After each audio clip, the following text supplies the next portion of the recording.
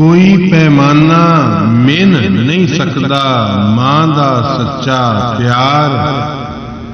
मां दी हरदम मन्नी जांदी अल्लाह दे दरबार। मां जे करे दुआ ते उन्नू रब कदी ना मोड़े। नेक नसीब ने ओदे जेड़ा मां दा खिदमतगार।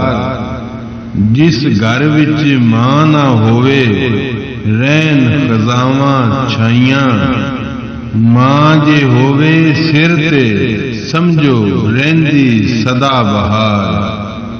बच्चे कलियां फुल्लां वांगू सदा महकदे रहंदे। मां दे दम दे नाल ही हुंदा सारा घर गुलजार। मां दे पैरां थल्ले जन्नत मौला दा फरमान।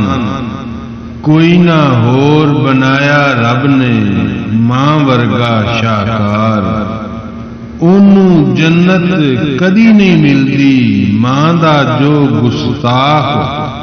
हर मैदान चू आंदी उंदे हिस्से दे विच हार।